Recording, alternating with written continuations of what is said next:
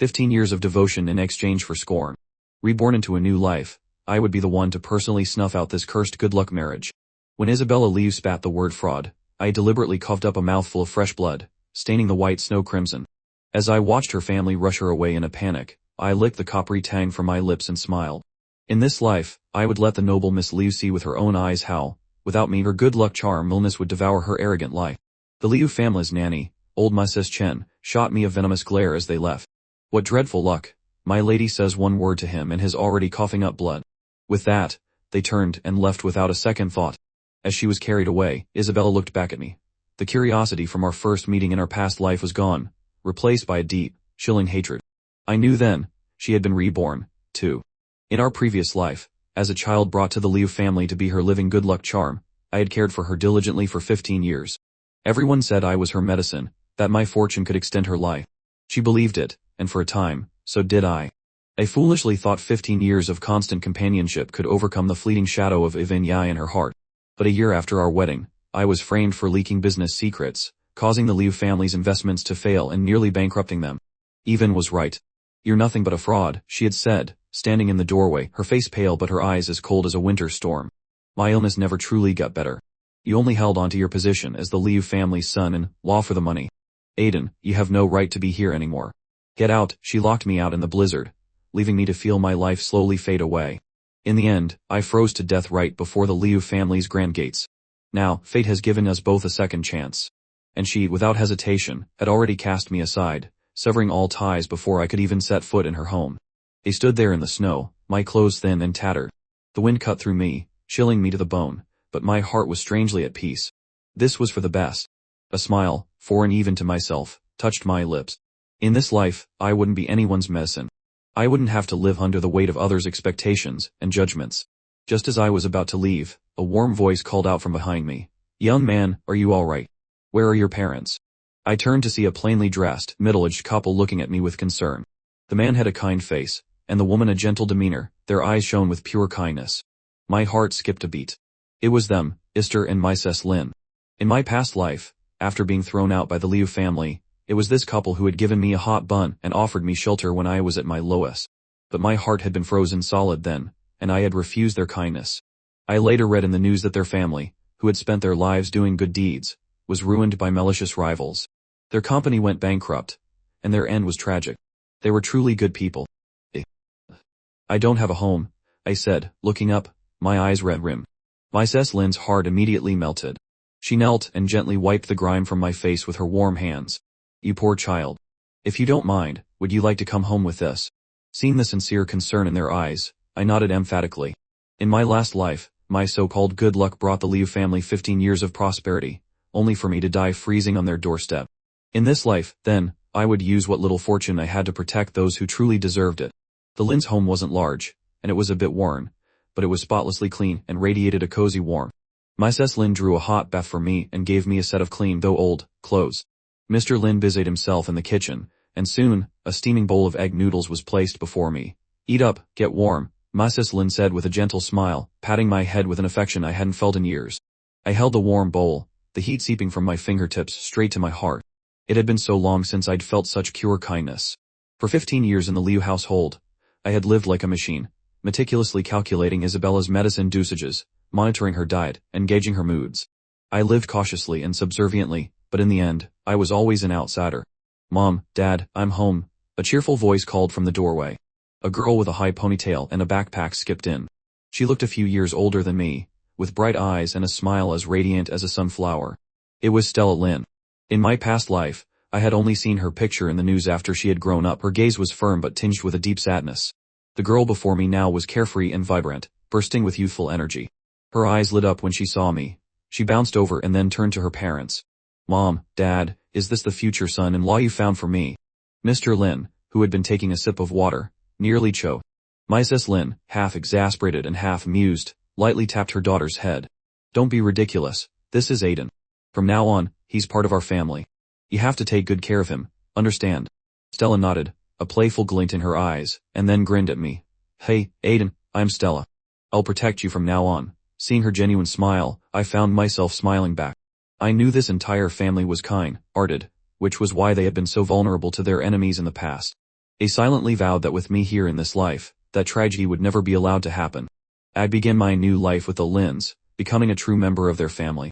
It seemed my presence really did bring them luck. Mr. Lin's small manufacturing workshop began receiving huge orders, expanding rapidly. Mrs. Lin's investment instincts became preternaturally sharp. She always seemed to buy and sell at the perfect moments. 15 years flew by. The Lin family went from a modest household in an old apartment complex to a leading dynasty in the business world. And I was no longer the scrawny, timid boy from before. Under the guidance of Mr. and Mrs. Lin and the loving, doting care of Stella, I grew into a confident and composed young master of the Lin family. My relationship with Stella blossomed naturally, from childhood sweethearts to fiends ready to spend our lives together. On my 22nd birthday, Mr. and Mrs. Lin threw a lavish party to formally announce our engagement to all their friends and relatives. In the glittering ballroom, under the brilliant lights, I stood with Stella on my arm, accepting congratulations from everyone. It all felt like a beautiful dream. Until, through the crowd, my eyes met a figure both familiar and foreign. Isabella Liu. She stood not far away, her face even paler and more gaunt than it had been at this time in our past life. A permanent air of sickness clung to her. It seemed that without her fraudulent medicine, her condition had only worsened. Beside her stood a man in a white suit with a gentle, scholarly air. It was even Ye. The untouchable moonlight of her heart from our past life, and the thorn in my side I could never remove. The moment I saw them, Isabella saw me. Her pupils contracted as if she'd seen a demon. She instinctively moved to shield a van behind her, her eyes filled with wary hostility. I found her reaction laughable. Reborn, and her first instinct upon seeing me was still to assume I meant to harm her precious moonlight. In our past life, it was Van who had repeatedly slandered me behind my back, playing the part of the frail, innocent victim to make Isabella believe I was a malicious villain. She never knew that the man who would dissolve into a fit of coughs at the slightest breeze in front of her was a venomous snake behind her back. Aiden, what's wrong? Stella asked, noticing my distraction. I shook my head and pulled my gaze away, smiling at her. Nothing. Just saw someone I'd rather not see. Stella followed my gaze and her expression cooled. The Leas. What are they doing here? In the business world, some social obligations are unavoidable, I replied calmly. I wanted nothing to do with them and was about to lead Stella away to greet some elders, but trouble came knocking. Stop right there. A cold voice commanded from behind. I paused but didn't turn around. Isabella strode forward to block our path, her eyes locked on me. Why are you here? What are you planning to do to Even? Her voice wasn't loud, but it was enough to draw the curious stares of those nearby. Before I could speak, Stella stepped in front of me, her brow furrowed. Miss Liu, this is a private party for the Lin family. Does my find need to explain his presence here to you? Isabella scoffed, glancing at me with utter disdain. Her contemptuous disbelief was identical to her expression in that snowy alley 15 years ago. Miss Liu, be careful what you say, I finally said, looking directly into her eyes. Why can't I be here? My question stunned her. That's right, what right did she have to question me? Isabella, don't, Even whispered, tugging at her sleeve and giving me a weak, placating look. This gentleman is probably just a guest. You must be mistaken. His feigned retreat only fanned the flames of Isabella's anger. She assumed I had provoked him, causing her beloved to suffer. What right does a jinx thrown out by the Liu family have to be here? Isabella hissed, her voice low and threatening. The Lin family is a top-tier clan. How could your security be so lax? You let any riff-raff wander in. Isabella Liu, Stella's face hardened, her aura becoming imposing. I'm warning you, show my find some respect, you're fine. Isabella laughed coldly, clearly unconvinced. Miss Lin, don't be fooled by this kind of man. He's an expert at playing pitiful to win sympathy, but he's rotten to the core. I watched their little performance without a ripple of emotion. They simply gave a faint smile. Whether I am a fraud or not, the Lin family knows better than you. As for whether I have the right to be standing here. I paused, casually draping my arm around Stella's shoulders. It's because I am the future master of the Lin family. Is that reason enough for you? The color drained from Isabella's face. She stared at me in disbelief, then at Stella, who was gazing at me with adoration.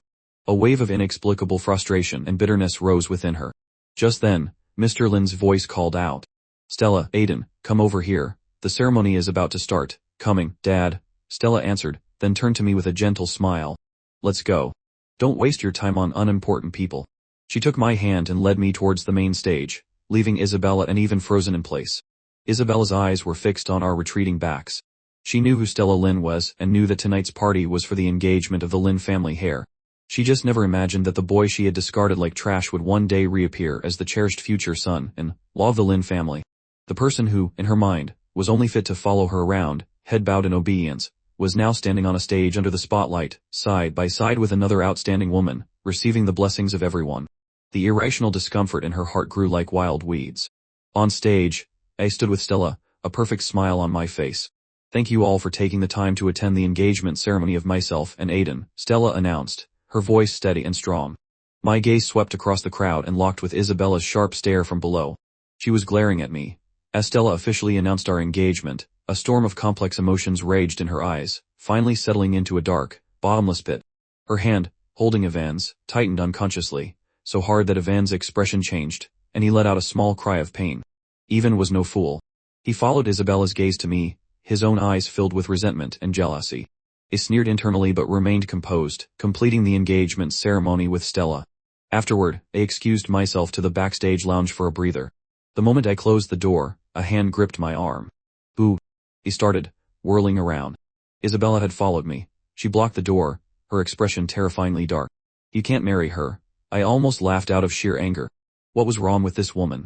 In this new life, she had gotten her wish to be with her precious Moonlight, so why was she coming to me with this madness? "Miss Liu," I said, forcefully pulling my arm away and taking a step back, "has your illness made you delusional? Who I marry is none of your business." My words were like a bucket of cold water on her rage. She was the one who abandoned me, who pushed me into the abyss. What right did she have to dictate my choices now? Isabella's lips trembled, but no words came out. The fire in her eyes died down, replaced by a dazed confusion. She looked at my cold, unfamiliar face, and her heart felt like it was being squeezed in a vise, the pain making it hard to breathe. She stumbled out of the lounge. The moment she left, the door opened again. A woman in a black mask entered, locking the door behind her. She sized me up, making no effort to hide her intentions. A chill ran down my spine. "Who are you? What do you want?" I tried to stay calm, backing away while discreetly reaching for my phone. "What do I want?" The woman purred, pulling out a small spray bottle. "Why, to have a private chat with you, of course, future master of the Lin family." She aimed the bottle, and pressed the nozzle. A white mist hit my face. I inhaled, and my head spun. A terrible premonition washed over me. "What did you do to me?" My body went limp, and my vision began to blur. The masked woman moved to support me, slipping off my jacket and starting on the buttons of my shirt. I tried to struggle, but I had no strength left. "Do you have any idea what you're doing?" "Stop, don't be in such a rush, Mr. Aiden. This will all be over soon." Her hand touched my waist, and a cold, nauseating feeling washed over me. Suddenly, with a thunderous crash, the door was kicked open. Isabella burst in. She sent the woman holding me flying with a powerful kick, then followed up with 2 sharp slaps and several more stomps for good measure. She was breathing heavily, her chest heaving. She pulled off her own coat and quickly draped it over my shoulders. "You're safe now," she said, her voice hoarse and trembling. I just stared at her, too stunned to react.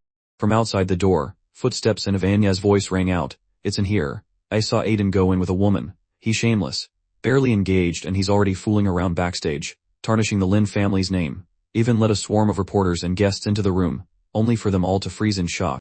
The scene he had imagined was nowhere to be found. Instead, the woman he had sent was beaten half to death on the floor, while a disheveled Isabella stood protectively over me. What is this?" Ivan's face went white. The reporters, recovering quickly, raised their cameras, flashes erupting.